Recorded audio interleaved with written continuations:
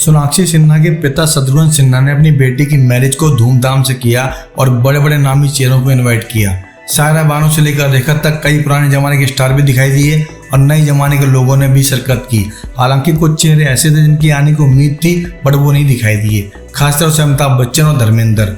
हालांकि रेखा जब सामने आई तब लोगों को बहुत ताज्जुब हुआ, बिकॉज रेखा वही एक्ट्रेस है जिन्होंने एक दौर में शत्रुघ्न सिन्हा अमिताभ बच्चन के बीच में दरार को पैदा किया था। शत्रुघ्न सिन्हा की एक बायोग्राफी आई थी जिसका नाम था एनीथिंग बट खामोश।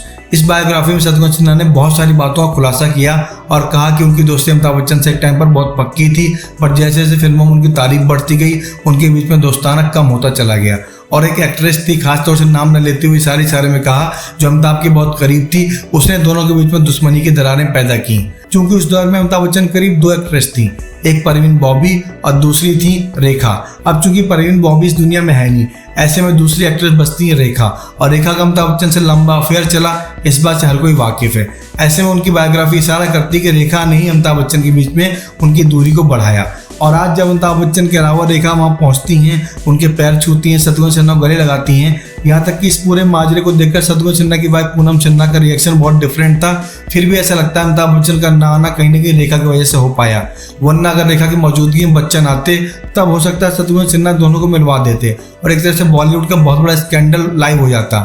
तो दोस्त का दोस्त दुश्मन होता है, बट यहाँ पर दुश्मन की दुश्मन दोस्त बन चुकी है। हालांकि रेखा आजकल हर तरह के फंक्शन में जाती हैं, हर तरह के अवार्ड्स अटेंड करती हैं और शत्रुघ्न सिन्हा से उन्होंने माफ़ी मांगी और शत्रुघ्न सिन्हा ने हाल में रेखा से माफ़ी मांगी।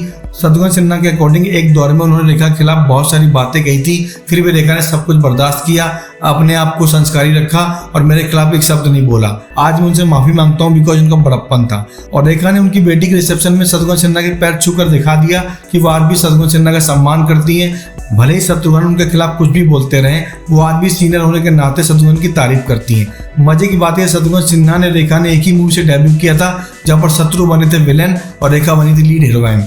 दोनों की जोड़ी आज भी एक दूसरे को उतना पसंद करती है जो पहली बार करती थी और गलतफहमी को सिलसिला शायद पहले से ज़्यादा अब कम हो चुका है। अगर अमिताभ बच्चन आ जाते तो ये गलतफहमी और भी दूर हो सकती थी। तो दोस्तों, उम्मीद है आपको हमारा प्रोग्राम अच्छा लगा होगा। अगर हमारे चैनल में पहली बार आए हैं तो प्लीज़ चैनल को सब्सक्राइब कर दीजिए, बेल आइकन जरूर दबा दीजिएगा। साथ ही वीडियो को लाइक करना, शेयर करना, कमेंट करना बिल्कुल मत भूलिएगा।